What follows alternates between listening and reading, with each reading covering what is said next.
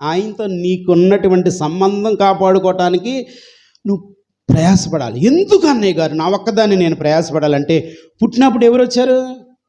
గుళ్ళో ఉన్న వాళ్ళందరూ నీతో పాటు ఊడిపడ్డారా? మరి నీ వ్యక్తిగతంగా నీ పనులు చేసుకునేటప్పుడు వీళ్ళందరూ ఉంటారా? నీ పని నీదే, నీ బాధ నీదే, నీ కుటుంబం నీదే, సపరేటు. మళ్ళా ఒకసారి మనం ఈ లోకాన్ని విడిచిపెట్టవలసి వచ్చినప్పుడు వీళ్ళందరూ వచ్చి అక్కడ విడిచిపెట్టి వచ్చేస్తారు. ఒంటరి వాళ్ళు విడిచిపెట్టి. ఇప్పుడు నీ భక్తి కూడా ఎట్లా ఉండాలి? ఆయనకి నాకు ఇది సంబంధించింది. ఈ లోకంలో ఉంటే ఆశీర్వదించేది ఆయన, ఈ లోకం విడిచిపెడితే కూడా అక్కడ ఆయన పక్కన ఉంచుకునేవాడు. కాబట్టి ఆయన ఎదుట, దేవునికి స్తోత్రం, ఆయన ఎదుట నా సేవకుడని నన్ను ఆయన ఎదుట